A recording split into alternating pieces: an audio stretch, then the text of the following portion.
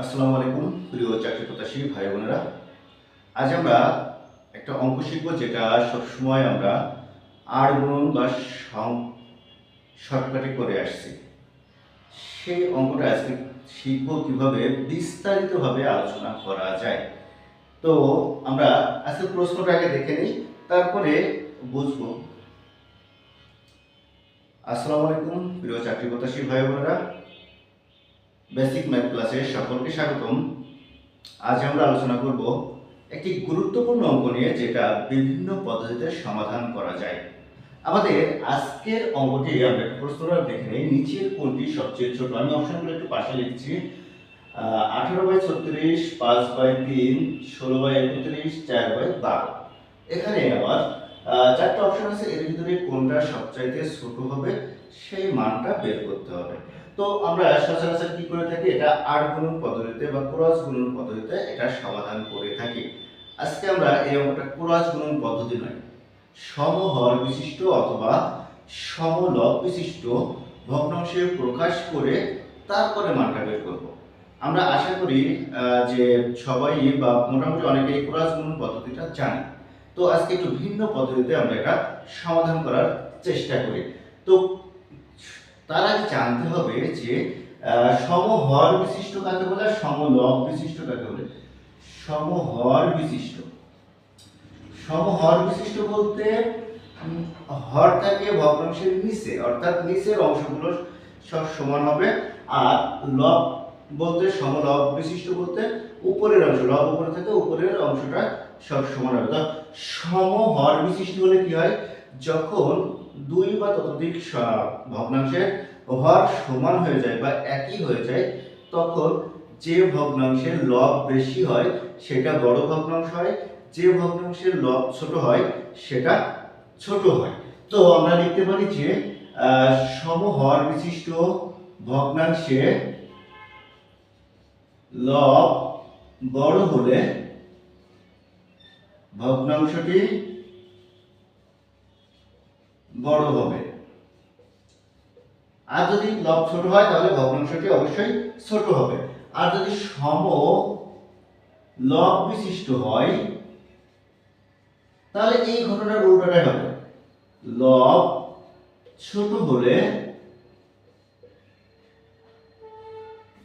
হর ছোট হলে ভগ্নাংশ বড় হবে।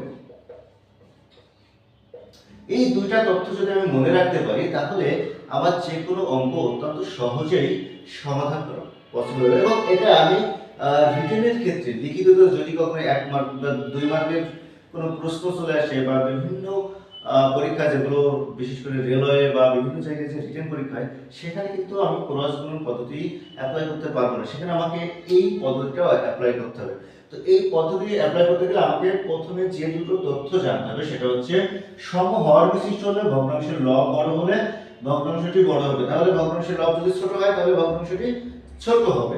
আর বলেছে সমলব বিশিষ্ট হর ছোট হলে, সমলব বিশিষ্ট যখন হবে তখন যদি হর ছোট হয় তাহলে সেই ভগ্নাংশটি বড় হবে। তার মানে হর যদি বড় হয় তাহলে সেই ভগ্নাংশটি ছোট হবে। এই দুইটা তথ্য মাথায় রেখে আমরা ওই অঙ্কটা সমাধান করব। এখন সমস্যা হচ্ছে যে এখানে আমি যদি সমলব বিশিষ্ট বা সমহর বিশিষ্ট করতে চাই, তাহলে কিছুটা একটু সমস্যা দেখা দিচ্ছে।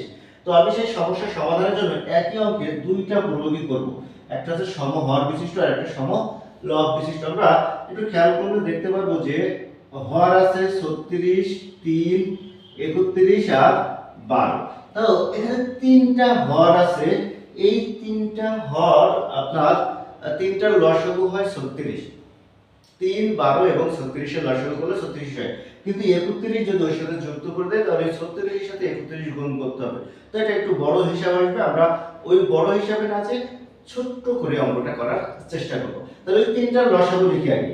3, 12 আর 36 এর লসাগু, লসাগু হচ্ছে 36। তো এই যে লসাগু আমরা 36 পাইলাম, এই 36 দ্বারা কি করব, 36 দ্বারা প্রত্যেকটার হরকে ভাগ করব। তো ক নাম্বারটা একটু আমরা খেয়াল করি, ক নাম্বারে হর আছে 36, তাহলে প্রত্যেকটা হর দ্বারা ওই 36 কে ভাগ করব। তাহলে ক নম্বরে 36 ভাগ 36 সমান 1। তাহলে ওই যে ভাগফল যেটা পাচ্ছি আমরা 1 পেয়েছি, ওই যে অপশন, ওই অপশনের উপরে এবং নিচে সেই সংখ্যা দ্বারা গুণ করব। তাহলে এখানে উপরে এবং নিচে 1 দ্বারা গুণ করি, গুণ করলে হচ্ছে আমাদের 18/36। এবার খ নম্বরে একই কাজ করব। খ নম্বরে বলেছে আমাদের লব হর কত 3, তাহলে 3 দ্বারা ভাগ করি, 3 দ্বারা ভাগ করলে হচ্ছে 3 12 36।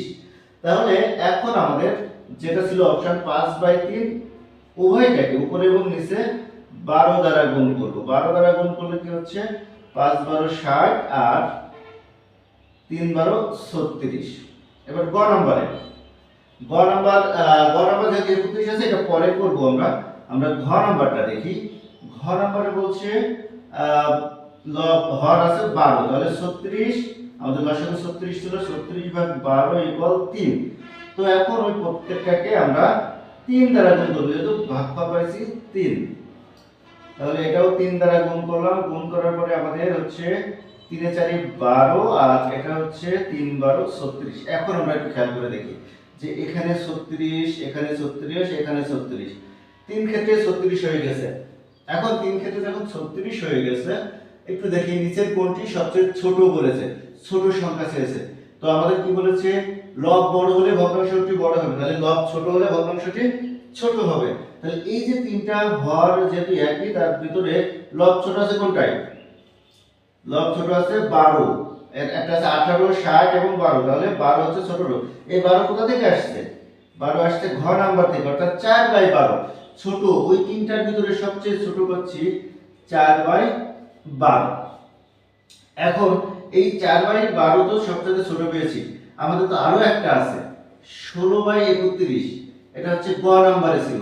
এই গ নাম্বারের ভগ্নাংশের ভিতরে তিনটার ভিতরে ছোটটা পেয়েছি, কিন্তু গ নাম্বারের সাথে ছোট কিনা এটা তো আমরা জানি না। তাহলে এখন কি করতে হবে, ওই গ নাম্বারে আমরা যেটা করব সেটা হচ্ছে সমলব বিশিষ্ট করব। এখন সমলব বিশিষ্ট কিভাবে করব সেটা হচ্ছে আমরা একটু খেয়াল করে দেখতে পারি যে লব এখানে 4 আছে, এখানে 16 আছে, 4 16, 4 16